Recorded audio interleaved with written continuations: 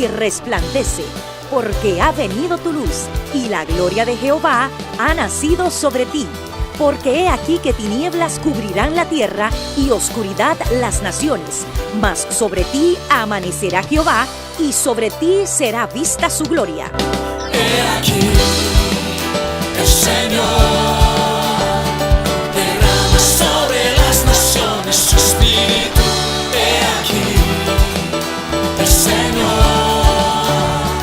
derrama sobre las naciones su espíritu, su gloria, su gloria. Ministerio El Amanecer de la Esperanza presenta su programa Voz de Restauración con el pastor Juan Radamés Fernández.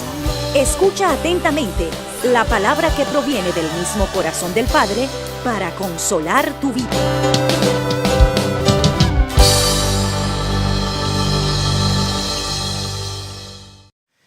Te bendecimos, hermano, hermana, qué alegría, qué gozo grande poder comunicarnos contigo a través de este medio. Bendecimos a Dios que nos permite ser de bendición y de edificación para tu vida. Nosotros somos una iglesia que amamos a Dios y le queremos agradar, y Dios nos ha dado carga a favor de todo el cuerpo de Cristo en las naciones. Nos ha enseñado lo que es la iglesia como la desposada del Cordero y como el cuerpo de Cristo. Y como tú eres hermano nuestro y naciste de las entrañas de la misericordia de Dios, pues hay amor para ti y el buen deseo de que el Dios generoso y fiel te bendiga a ti y a tu casa. Te damos la bienvenida a nuestra programación Voz de Restauración y esperamos y deseamos que Dios te edifique a través de la exposición de la palabra que vamos a darte y a darle a este pueblo a continuación. Eres bienvenido, bienvenida a nuestra programación Voz de Restauración.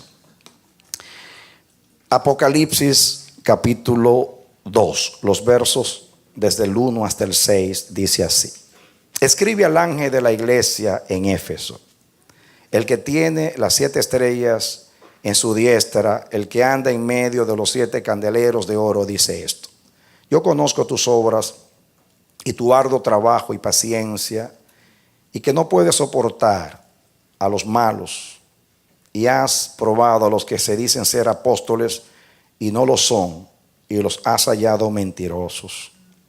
Y has sufrido y has tenido paciencia y has trabajado arduamente por amor de mi nombre y no has desmayado. Pero tengo contra ti que has dejado tu primer amor. Recuerda, por tanto, de dónde has caído y arrepiéntete y haz las primeras obras, pues si no, vendré pronto a ti y traeré tu candelero de tu lugar, si no te hubieres arrepentido. Pero tienes esto, que aborreces las obras de los nicolaítas, las cuales yo también aborrezco.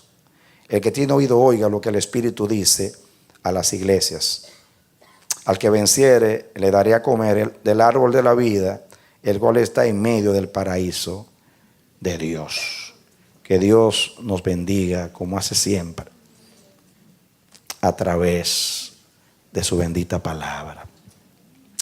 Estamos estudiando, hermanos, acerca de una iglesia saludable. Comenzamos estudiando todo el libro de los Hechos de los Apóstoles, y cuando llegamos al último capítulo y dejamos a Pablo allá en Roma, bendecido por el Señor, siendo un ejemplo, un testimonio para nosotros de un varón que se ató al propósito y que pasó aflicciones, adversidades y pruebas, pero que al final llegó donde Dios lo quería llevar. Se cree que el apóstol fue suelto en aquella ocasión, viajó de nuevo por el mundo y luego fue encarcelado y juzgado por Nerón y fue sentenciado a muerte. Pero estando allí en Roma, en esta ocasión escribió a esta iglesia, a la iglesia de Éfeso, una iglesia donde Pablo duró 3 años, como él dice en el libro de los Hechos, por 3 años de noche y de día, no he cesado de compartir con ustedes todo el consejo de Dios. Esta iglesia es una iglesia muy, muy especial.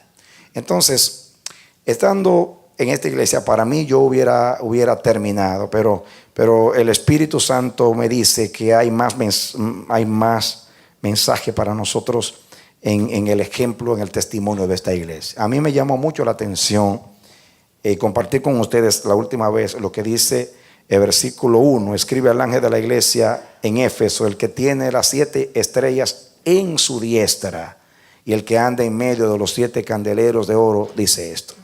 Yo les he dicho que Dios me reveló que en el capítulo 1 de Apocalipsis, Dios, Jesucristo se revela a Juan glorificado. Y él describe lo que el Señor quiso revelar acerca de Cristo. Dios se revela de acuerdo a lo que Él quiere enseñar. Por eso Ezequiel le llama a la gloria de Dios la semejanza de su gloria.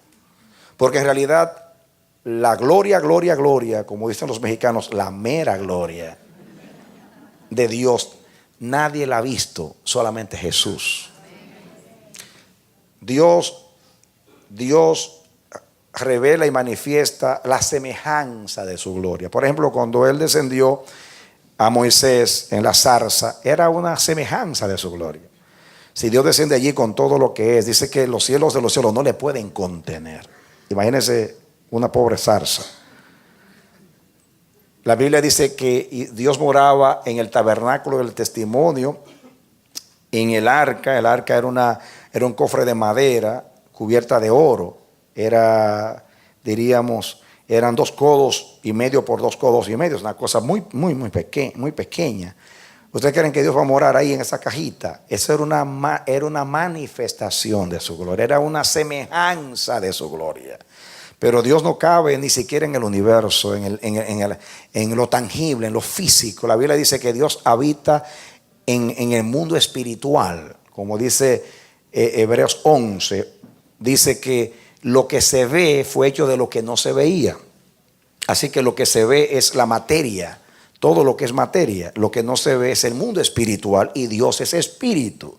Cuando Dios se manifiesta en lo natural, en lo visible, en lo tangible, lo que se puede ver con nuestros ojos, Dios tiene que limitarse, Dios tiene que pasar de su dimensión espiritual, porque Dios es espíritu, a lo material o lo físico, para que lo podamos ver. Entonces, por eso es la grandeza de la encarnación. Dice que Dios se hizo carne y habitó entre nosotros y vimos su gloria.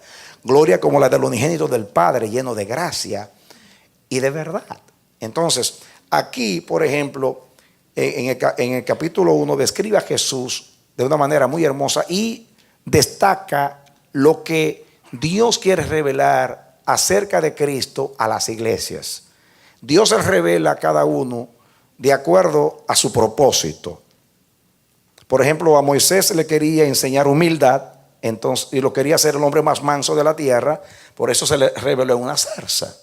A Isaías le quería dar una revelación de su santidad, por eso él vio al Señor sentado en su trono alto y sublime, sus faldas llenaban el templo y oía a los serafines diciendo: santo, santo, santo, santo, santo.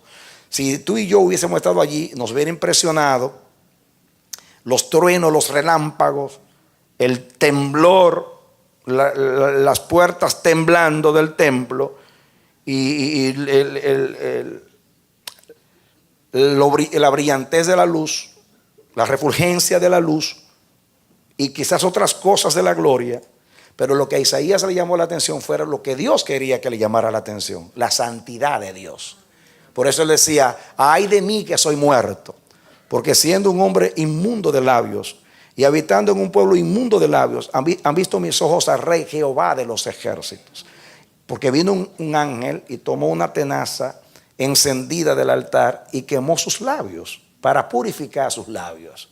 Entonces, fíjense que lo que le llamó la atención a Isaías fue lo que decían los serafines: santo, santo, santo, santo. Por eso se sintió indigno él, porque eso era lo que Dios quería revelar a Isaías. Por eso Isaías es el profeta que más habla de la santidad de Dios. Él le llama a Dios el Santo de Israel. Él fue que popularizó ese dicho. el Santo de Israel. Otros lo usaron, pero él excede. El Santo de Israel. Entonces, por ejemplo, a la iglesia de Filadelfia, el Señor se le presenta como el que tiene la llave de David. Y dice, yo te voy a dar una puerta abierta que nadie puede cerrar. Te doy la llave y te doy una puerta abierta. ¿Por qué se le presenta como el que tiene la llave de David? Porque le va a dar una puerta abierta. Aquí me llama la atención que a esta iglesia se le presenta como el que tiene aquí, él tiene las estrellas en su diestra. Las estrellas son los ángeles. Como dice el 1:20. El 1:20 ahí mismo dice: el misterio de las 7 estrellas que has visto en mi diestra y de los 7 candeleros de oro. Las 7 estrellas son los 7 ángeles de las 7 iglesias.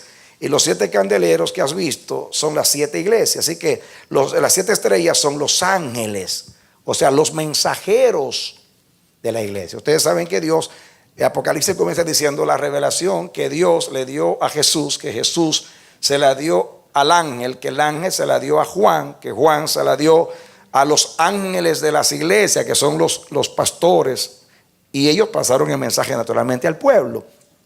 Entonces, aquí los ángeles son los ministros de Dios, los mensajeros de Dios. Y dice aquí, me llama la atención, y estudiamos la vez pasada, que dice, el que tiene en su diestra, el que tiene las 7 estrellas en su diestra. Y dijimos que ahí la palabra tener, el verbo que se usa como tener, literalmente significa que sujeta en señal de dominio. Sujetar en señal de dominio. Así que no es simplemente el que tiene, sino el que sujeta, el que tiene gobierno sobre las 7 estrellas. Y después el que anda. Ambos verbos, quiere de andar y tener, implican tener autoridad sobre las iglesias. Y en este caso no solamente está hablando de la iglesia de Éfeso, está hablando de las 7 iglesias, porque habla de las 7 estrellas. Así que no se está limitando a Éfeso, aunque así mismo se está revelando a Éfeso. Y hablamos un poquito la vez pasada de que una iglesia saludable es una iglesia que está bajo autoridad, que está bajo gobierno. Hemos dicho, hermanos, que en el reino de Dios estar bajo autoridad no es simplemente estar bajo bendición. Es estar bajo bendición, pero no es lo único que nosotros, el recibir bendición cuando nos sometemos al Señor y a su gobierno, es simplemente un resultado. Lo más importante de estar bajo gobierno es que es la naturaleza de Dios. Ojalá que el Señor nos ayude a entender eso. El reino de Dios tiene una naturaleza y Cristo nos salvó, no simplemente, como decimos, para arrebatarnos del infierno y trasladarnos al cielo. No simplemente para eso, nos salvó con un propósito. Tuvo que hacer eso para lograr el objetivo de nuestra salvación. El propósito de la salvación es redimirnos, comprarnos para que le sirvamos al Señor. El Señor nos trasladó al reino de su amado Hijo. Nosotros del reino terrenal pasamos al reino celestial. Cuando nos convertimos al Señor, somos transformados, recibimos la naturaleza de ese reino. El hombre nuevo fue creado según Dios en justicia y santidad de la verdad. El hombre nuevo posee la imagen de aquel que lo creó. Dios, cuando quiso establecer el reino en Adán, la Biblia dice que lo creó a su imagen. Y creó Dios al hombre a su imagen. A imagen de Dios lo creó, varón y hembra los hizo. Entonces les dijo al varón y a la hembra, o sea, a Adán y a Eva: fructificad, multiplicaos, sojuzgad la tierra. y les dio autoridad sobre toda la creación, al hombre. En términos genéricos, al hombre, incluye a la mujer, pero al hombre. Pero Dios le dio autoridad después que lo creó a su imagen. Dios no le entrega a nadie autoridad si esa persona no vive en su imagen, no vive su carácter. ¿Por qué? Porque si alguien no tiene la imagen de Dios, no puede estar bajo gobierno, porque no va a hacer las cosas de acuerdo a Dios, porque no tiene su naturaleza. No sé, ¿me comunico? No tiene su naturaleza. Por más que quiera, Pablo dice que la carne no puede, ni tampoco quiere ni puede someterse a Dios. Y la carne es la naturaleza adánica en nosotros. Entonces, por eso Dios a nadie le entrega autoridad si antes no lo hace a su imagen o transforma a su semejanza. Por ejemplo, Jesús es el segundo Adán. Cuando Jesús se despedía de nosotros en forma de triunfo, triunfantemente dijo: yo soy la resurrección y la vida, dijo el Señor. Pero dijo: toda autoridad me es dada en el cielo y en la tierra. Y dice la iglesia: por tanto, id. Y le delega a la iglesia esa autoridad a través de sus ministros. Cuando el Señor, fíjense, el Señor Jesús, dice Juan, que antes de irse reunió a los 12, hizo y sopló sobre ellos. Dice: y reciban mi espíritu. Ese soplo y eso que recibieron el Espíritu Santo ahí, no es lo mismo que recibieron en el Pentecostés. El Espíritu Santo en el Pentecostés es la persona del Espíritu que desciende a la iglesia para convencer al mundo de pecado, de justicia y de juicio, y para guiar la iglesia a toda verdad. Y bautizó, allí desciende para bautizar a la iglesia con el Espíritu Santo o en el Espíritu Santo, y capacitar a la iglesia para la obra del ministerio. El soplo de Jesús a los 12 es: reciban mi mismo espíritu.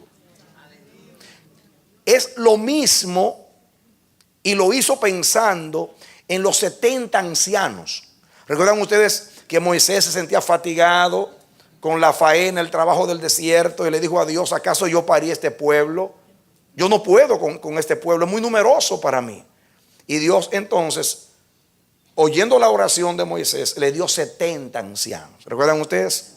Y dice la Biblia que Dios tomó del espíritu de Moisés y se lo transmitió a los 70 ancianos.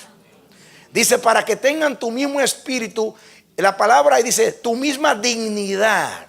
Dignidad es autoridad, gloria, carácter. Fue tan gloriosa la bendición que algunos de los 70 ancianos no estaban reunidos, estaban en el campo. Y dice que había 2 por allá y le cayó el espíritu encima y comenzaron a profetizar. Y hasta Josué se puso celoso. Y Moisés dijo: no, ojalá que todo el pueblo de Dios, todos sean profetas de Dios. Pero los 70 ancianos recibieron el mismo espíritu de Moisés, porque jamás se puede gobernar si no hay el mismo espíritu. Jamás. No hay gobierno si no hay unidad. Y eso es lo que ha pasado en la iglesia en los 20 siglos. Porque por eso hay tantas denominaciones, tantas sectas, y de una sola doctrina se han levantado miles. ¿Por qué? Porque nadie se quiere someter a lo que Dios reveló, sino que todo el mundo quiere poner el ingrediente de su interpretación. Porque no hay ese temor de Dios para someterse a lo que Dios ha dicho en su palabra. Y eso es lo que ha originado las tantas divisiones en la iglesia desde el principio. No se quieren someter a Dios ni a la doctrina, ni a lo que Dios ha establecido.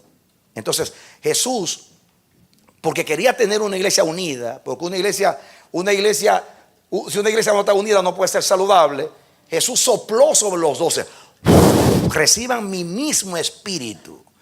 Escuchen, hermanos, posiblemente era el mismo Espíritu Santo, porque Jesús, el Espíritu de Cristo, era el mismo Espíritu Santo.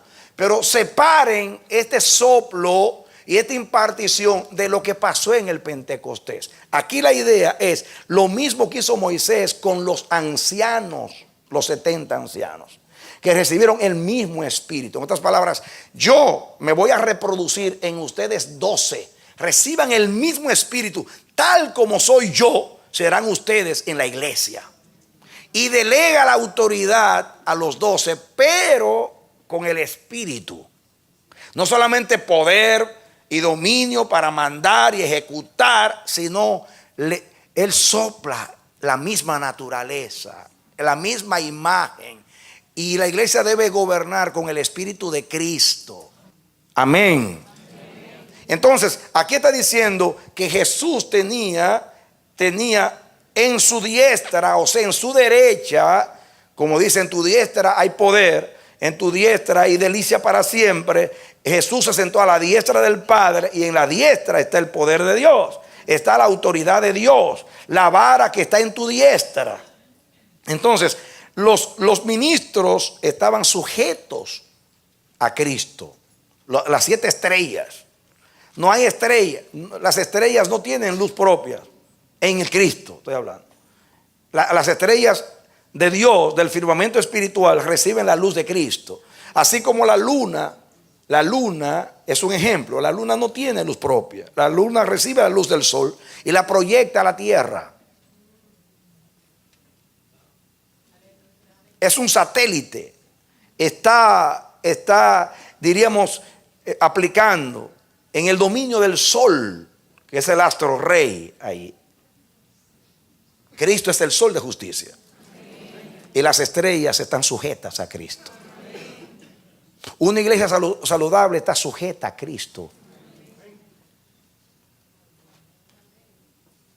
Y Cristo anda en medio de los candeleros, no como estaba a la puerta en el caso de la iglesia de la Odisea, sino adentro, caminando, teniendo dominio sobre la iglesia, sobre el gobierno de la iglesia, haciendo su voluntad. Y esto a mí me ministró mucho, es muy importante. Yo no tenía intención, yo estaba buscando, a mí lo que me interesaba de esto era el primer amor cuando comencé con ustedes. Porque Pablo le escribió una epístola a esta iglesia y vi lo que él pasó, el Espíritu me llevó aquí. Pero después que me puse a estudiar, vi tantas cosas aquí en esta iglesia que nos pueden ayudar a entender y ampliar lo que Dios quiere acerca de una iglesia saludable. En una iglesia saludable tiene que haber gobierno de Cristo. Si no, no es saludable, mis hermanos. ¿Por qué? Porque el gobierno de Dios es diferente al gobierno de los hombres. En el gobierno de los hombres predomina las opiniones de los hombres. En el gobierno de Dios solamente hay una opinión, la de Dios, la única. Dios es supremo y absoluto en su gobierno. Ya Dios nos ha dicho de muchas maneras que en el cielo los ángeles no tienen opinión. No es que son autómatas, no es que no piensan, no es que no tienen pensamientos. Porque tú tienes pensamiento, yo tengo pensamiento, Cristo tiene pensamiento, pero se somete al Padre. El Espíritu Santo no habla de Él, habla de Cristo. ¿Es porque no tiene criterio? ¿Es porque no tiene nada que decir? No, es porque en el cielo nadie vive para sí. El cielo es una sola cosa. La gran verdad de toda la Biblia es: oye Israel, Jehová tu Dios, Jehová uno es. Eso suena tan sencillo. Pero ahí está toda la ley y los profetas. Ahí está toda la Biblia en esa revelación. Oye Israel, Adonai tu Dios, Adonai uno es. Eso suena muy bonito, pero es la esencia misma del reino de Dios. Dios es uno e indivisible. Y Dios hizo toda la creación por Él y para Él. Me estoy comunicando, estás recibiendo. No lo tome eso como palabras bonitas. Esto es una poderosísima revelación que si usted no lo entiende, no va a entender nada. Va a entender efectos de una verdad, pero no causas profundas de una verdad. Estoy explicando por qué es importante la autoridad en el reino de Dios. Porque inmediatamente alguien se sale de la autoridad de Dios, está saliendo de su palabra, se está saliendo de su propósito, se está saliendo de su imagen, se está saliendo de la manera como Dios piensa. entonces ya esa persona está divorciada de Dios. Ya no es parte del reino de Dios. Entonces, mis hermanos, yo quisiera transmitir lo que yo siento y veo en mi espíritu. Qué pena que las palabras son tan escasas y que el entendimiento es tan limitado.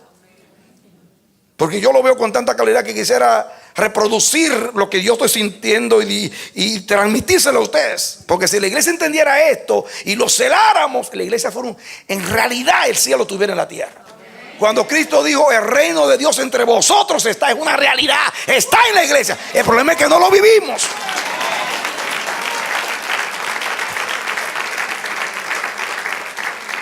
Está en nosotros el reino de Dios. Pero por vivir en la carne, por dejarnos vencer de la parte adánica que hay en nosotros y no vivir la parte espiritual que hemos heredado en Cristo, por eso estamos aquí dando vueltas como Israel en el desierto. Un círculo vicioso. Y Dios quiere sacarnos de ese círculo vicioso. Pero usted tiene que tener convicción. Usted dice, Cristo me salvó, aleluya, amén. Se expuso. Fue a una cruz, fue avergonzado. Llevó mi maldición, llevó mi pecado. El castigo de mi paz fue sobre él. Logró mi salvación. Entonces, yo voy a contribuir con el Espíritu Santo para que Dios logre el propósito de esa salvación. Porque hay un propósito aquí, hay un propósito allá. Pero Dios no va a establecer el propósito de allá si no se logra el propósito de aquí. Y para que se logre el propósito de aquí, yo tengo que vivir en el Espíritu, someterme al Espíritu Santo individualmente, para que se logre colectivamente, para que Dios logre su propósito en mí, en la iglesia. Y la iglesia es la emisaria y el heraldo de Dios para que se logre en el mundo el reino de Dios.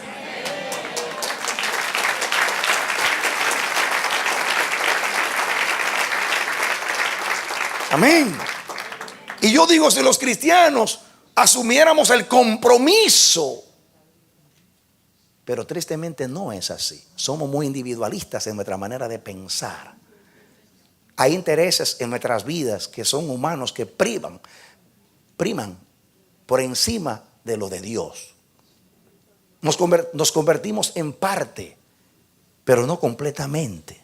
Que era la diferencia con los cristianos de aquel tiempo, que estaban comprometidos, que daban sus vidas hasta la muerte para preservar esto. Y si tú y yo estamos aquí en el siglo XXI adorando a Dios, fue porque esos santos dieron sus vidas para guardar la fe que hoy, preciosa, fue dada a los santos.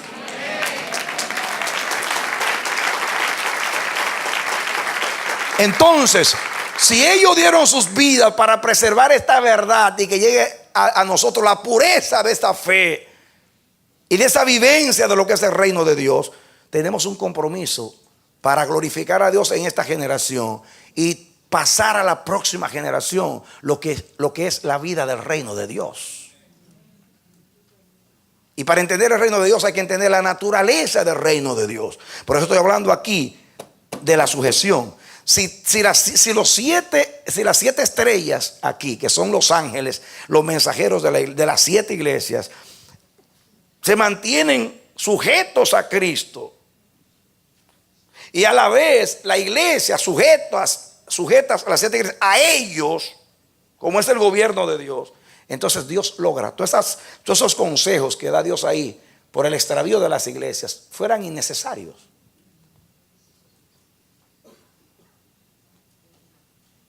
Pero tristemente estamos aquí porque no asumimos ese compromiso.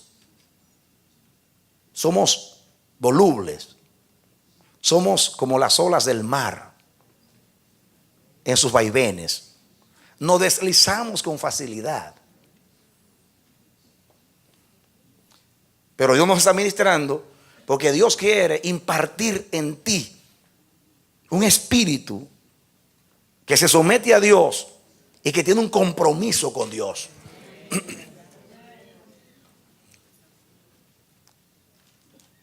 Cristo se sometió a Dios para que yo me someta a Cristo. Cristo delegó la autoridad a la iglesia. Toda autoridad me es dada en el cielo y en la tierra. Por tanto, id. Y le dio la autoridad a la iglesia a través de un gobierno, a través del gobierno de los ancianos. Lo dice todo el libro de los Hechos. Entonces, todos sujetos a Dios, todos sujetos los unos a los otros, todos sujetos a la doctrina de Dios, a la palabra de Dios, a la guianza de Dios. Porque cuando dice que Dios le dio la autoridad al gobierno, o sea, a los ancianos, no significa que gobiernan los ancianos. Los ancianos gobiernan sometidos al Espíritu y consultando al Espíritu para que el Espíritu revele a la iglesia su voluntad. Y los ancianos sujetos a lo que dice el Espíritu. La voluntad de Dios se hace en cada iglesia. No es para que se sienten ahí y a decir, a mí Dios me dio autoridad para hacer y deshacer. No. La autoridad de Dios es delegada. Es para obedecer. Aún la autoridad de Adán. Adán y Eva le creyeron a la serpiente y no a Dios. Se sometieron a la serpiente y no a Dios. Y ahí dañaron el reino de Dios. Hay que someterse a Dios. Y someternos los unos a los otros. Cuando Jesús ora al Padre en Juan 17, una oración que se usa mucho para apelar a la unidad, pero si entendiéramos lo que Jesús dijo allí, en qué debe estar basada la unidad. Eso no es un asunto de hacer una triste apelación. Hermanos, vamos a unirnos, hermanos. No se trata de eso. Usted nunca se va a unir si usted no entiende. Jamás se va a unir. Jamás. Para usted unirse y dejar el espíritu de rebelión que hay en nosotros por Adán, que lo hemos heredado todos, ahí adentro que está el espíritu que quiere hacer, que quiere vivir, no quiere someterse a nada del espíritu, sino a la carne. Si Dios no puede vencer en su propia vida, en lo que Dios le dicta que es del espíritu, ¿cree usted que se va a someter usted a un grupo, a una casa espiritual, a lo que es el espíritu, a la iglesia colectiva, si lo que Dios te dice individualmente a ti, tú no te sometes? Jamás, jamás. En inglés hay una palabra que es self-control. Pues esa palabra es dominio propio. Dominio propio se traduce en este contexto gobierno propio. Si yo no me someto al Espíritu en el gobierno propio, cuando Dios me habla a mí personalmente, ¿ustedes creen que yo me voy a someter a algo colectivo que Dios diga a la iglesia? Jamás. Porque yo no he logrado el someterme a Dios en lo personal. ¿Y qué es dominio propio? A veces Dios nos prueba con cosas sencillas que nos gobiernan. La boca. El pez muere por la boca. A veces el dominio en la comida. Y no me voy a meter que esto sea malo, ni esto sea bueno. No, estoy hablando porque lo que es bueno para ti puede ser malo para mí. El diabético tiene problemas con el azúcar. Y posiblemente yo como azúcar porque no tengo problema. Pero tú, que tú sabes que tienes problemas con el azúcar y te la comes, tú estás destruyendo tu vida por un gusto. Entonces ahí tú estás destruyendo tu vida por no someterte a algo que tú sabes que te debes someter. Te estoy poniendo un ejemplo tonto. Un ejemplo tonto. Imagínate, eso es algo físico. ¿Qué tal cuando Dios te está dictando en áreas que tienen que ver con tu vida espiritual? Dios me ha enseñado a mí lo que dice la Biblia: el que es fiel en lo poco, es fiel en lo mucho. Me voy a someter a mi Dios. ¿Por qué? Yo digo, Dios me ha enseñado a mí, que es lo que quiero ilustrar, que si en cosas tan insignificantes como estas, yo gobierno, yo sujeto, yo venzo, cuando venga algo superior, también voy a vencer. Porque yo me estoy ejercitando en la sujeción a Dios. Y le estoy diciendo a mi carne, tú no me gobiernas. Yo ahora estoy bajo una nueva administración. A mí me gobierna el Señor. Ese es el mensaje que yo le estoy mandando a mi carne, que es débil.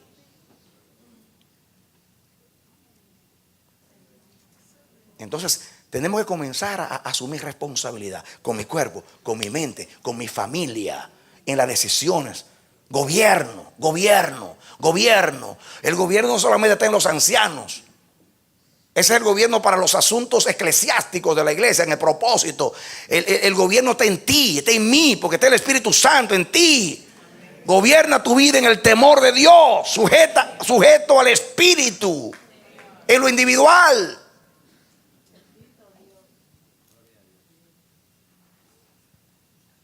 Entonces, después comienza a hacer que se logre en el cuerpo. El compromiso viene como cuerpo. Entonces voy a ayudar a todos mis hermanos. Voy a trabajar ahora como cuerpo, no individualmente. No soy individualista, pertenezco a un cuerpo. Jesús oraba en Juan 17: Padre, aquellos que me has dado, quiero que sean uno como tú y yo, que sean uno. Así como tú y yo desde la eternidad somos uno. Que ellos sean uno para que el mundo sepa que tú me enviaste. El testimonio de que Dios envió a Cristo es la unidad de la iglesia. Yo oro a Dios que Dios traduzca esta palabra al lenguaje de cada uno de ustedes, como en el día de Pentecostés, que cada uno entendió su propia lengua las maravillas de Dios, para que entendamos lo que es vivir bajo el reino de Dios. Cuando Jesús le dijeron: Maestro, enséñanos a orar, Jesús no quiso venir a enseñar como los rabinos una letanía religiosa para repetir una palabra, como hacen algunos que se ponen a leer oraciones de San Martín y de San Carlampio, cosas. No.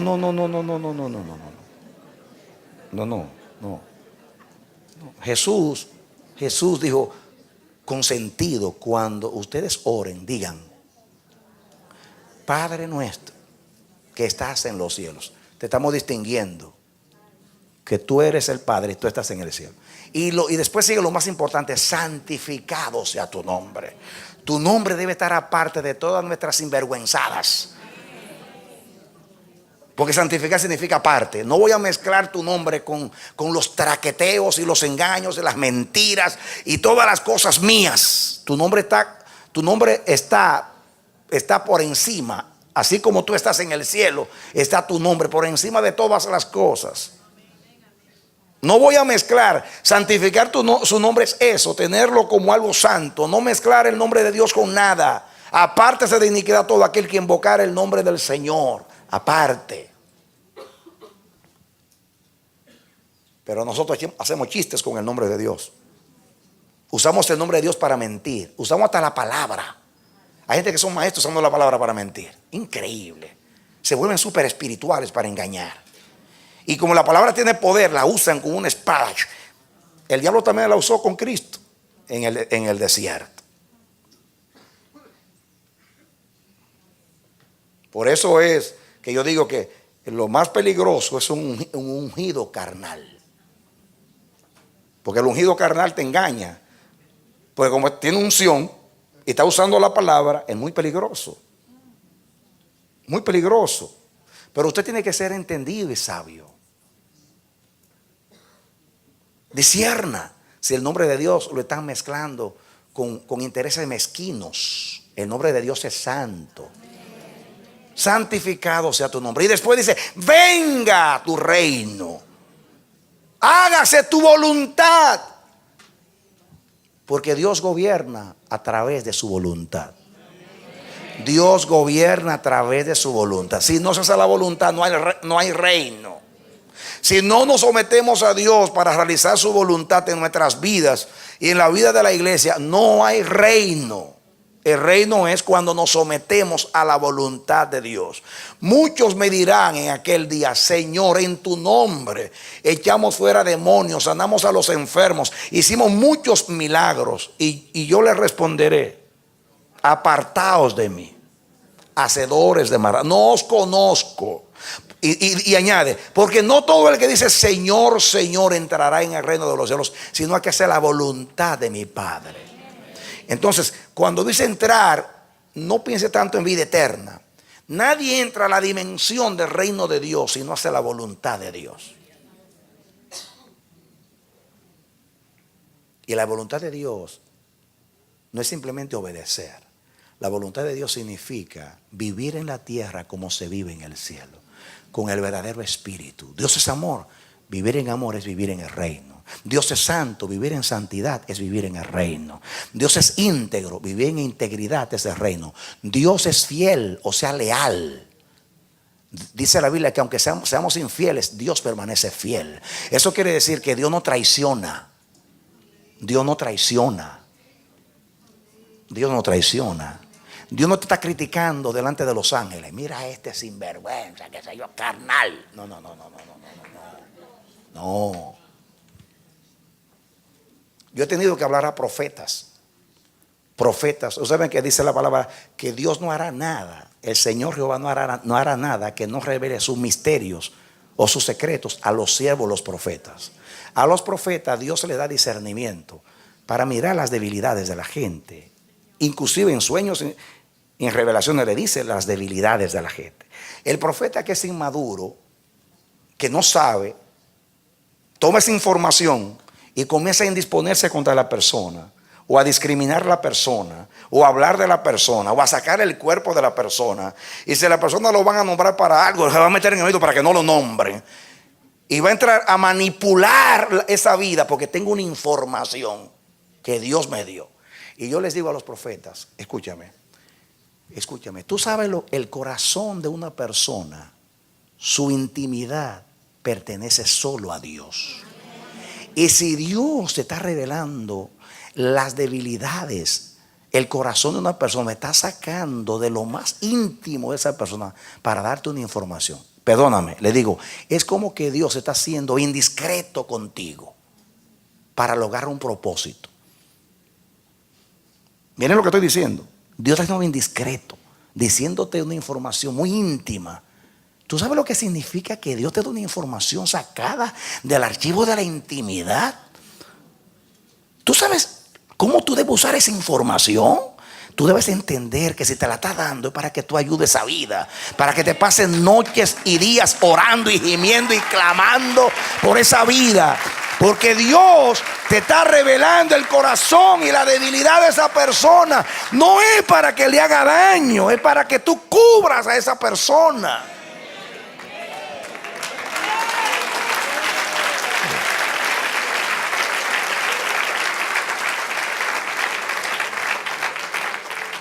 Pero malinterpretamos a Dios. Comenzamos a sacar. No, Dios me reveló que son canales. Dios me dice: sácale el cuerpo, sácale el cuerpo. No.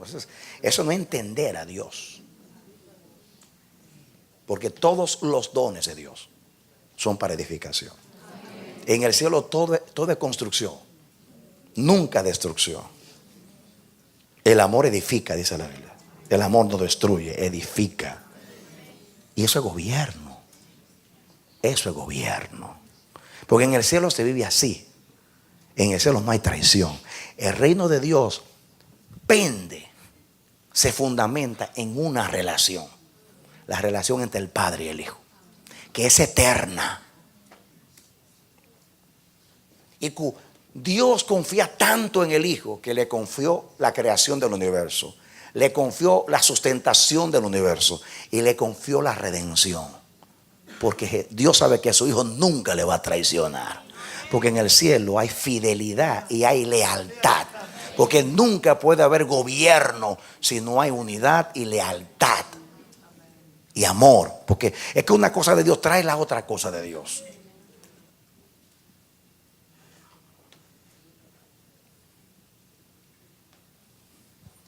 Entonces Dios aplaude aquí a esta iglesia que dice: pero tú tienes algo bueno. Tú tienes algo bueno. Y es que tú aborreces lo que yo aborrezco. ¿Cuántos saben que Dios aborrece el pecado? Pues hay que sacar el pecado de tu vida. No te justifiques. Ya Cristo te justificó para salvación.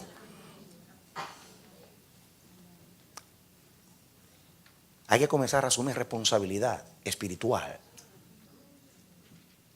Entonces tenemos que ser serios con lo que es serio. Tenemos que aborrecer lo que Dios aborrece. Tenemos que ser instrumentos de restauración y de reconciliación. Pero tenemos que ser firmes en la fe. Hay que cuidar la fe que una vez fue dada a los santos. Hay que cuidar la relación entre los santos. Hay que cuidar la armonía.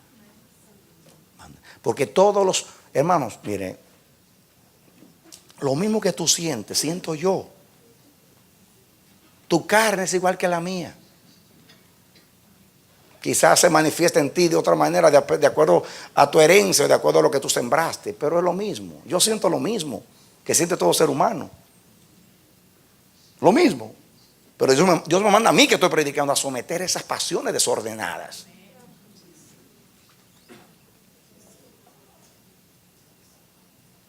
Tenemos que ser honestos y sinceros con Dios y con la verdad, en todo el sentido.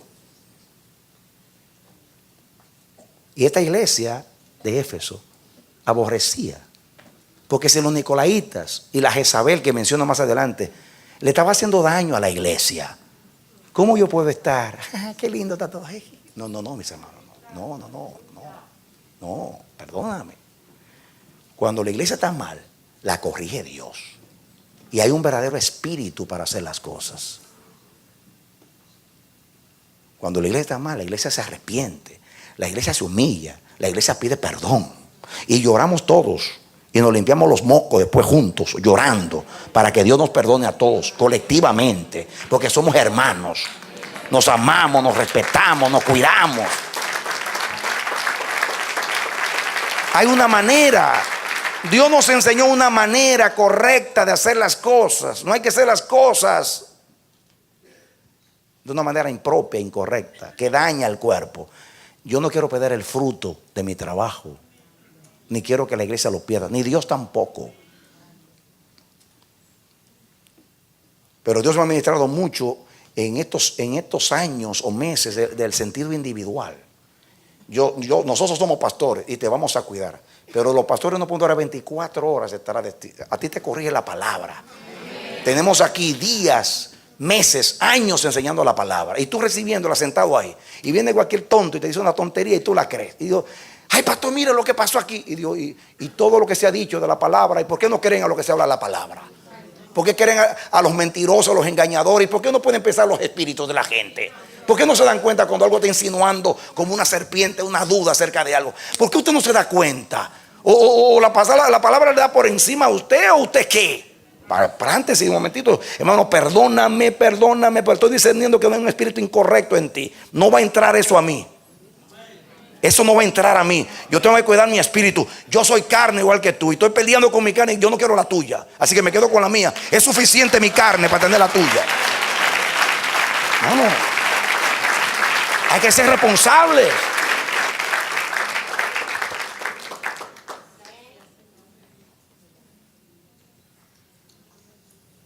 Haga como aquel rey, creo que fue Asa, que le quitó la corona a su abuela, a la reina, a la madre reina, le quitó la corona, porque tenía un ídolo en su casa. Le quito la corona, no eres reina porque estás en idolatría, y este es el pueblo de Dios. Qué glorioso, hermano. A su abuela la quitó de reina porque tenía un ídolo en su casa. Así que se hace. Amén.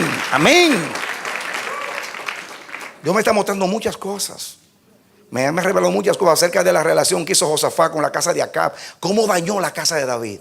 Una relación con personas que no temían a Dios. Ay, cuidado con las relaciones. Cuidado con los vínculos. Únase con gente espiritual que lo lleve a Dios, a la oración, para que usted crezca en el espíritu.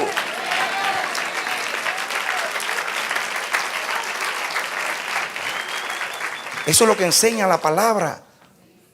Basta, no trabajemos en vano, no perdamos el fruto. La vida entera agonizando para servirle a Dios, para luego dañar lo que hemos edificado. No tiene sentido. No dejemos que esos espíritus nos dañen, hermanos. Ni los que traen los otros, ni los que están en ti. Párese, usted está a favor de la verdad. Nada podemos contra la verdad, sino en la verdad. Somos de Cristo. Hablamos. Cualquier hermano puede caer en tentación. Cualquier hermano se puede rebelar. Si la rebelión es un pecado, como la mentira, como cualquier cosa, es un pecado, es una debilidad. El diablo nos daña desde que somos niños.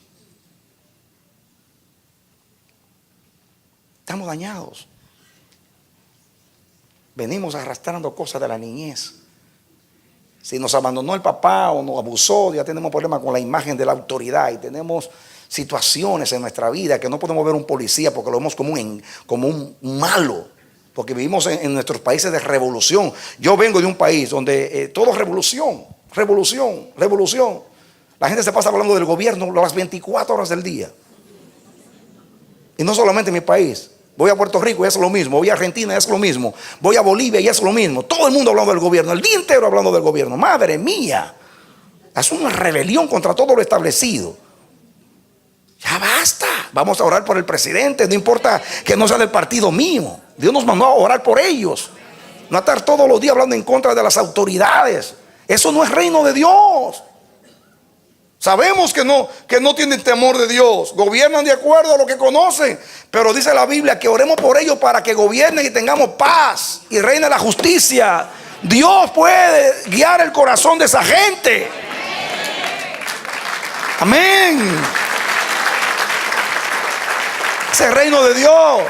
Orar por el policía, orar por el bombero, orar por el principal de la escuela. Aunque no me guste o que sea un déspota. Eso es lo que Dios nos manda. Reino de Dios. Es un espíritu diferente. Nuestras armas son espirituales, hermanos. Son poderosas en Dios. Los gobiernos no van a caer con revoluciones. Caen cuando Dios se lo quiere quitar. No hay gobiernos que duraron. Mira ahora el de Libia. 42 años. Dios dijo, ya se te acabó. Ya te quito. Y lo quitó. Llegó su tiempo. Entonces, nosotros queremos que haya alguien que pone y quita reyes. O eso no es lo que dice la Escritura, que oremos por los que están en autoridad. Entonces, hay que vivir esto. Hay que vivir en nuestra vida personal y diaria.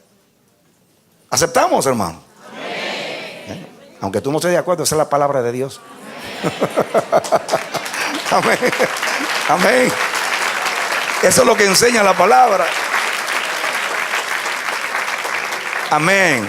Vamos a orar a Dios. Yo oro por ti, mi hermano. Oro por tu casa. Yo oro que Dios tome esta palabra y te la haga entender.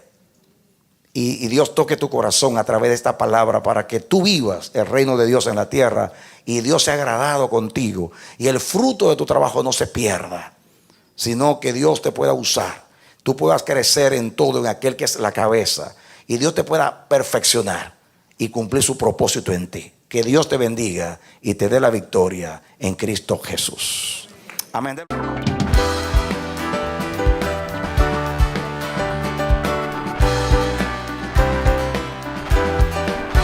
Este ha sido su programa Voz de Restauración.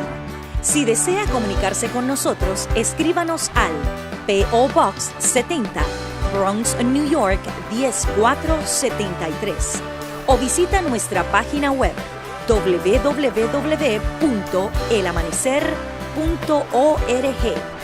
Nos despedimos hasta la próxima. Que Dios te bendiga.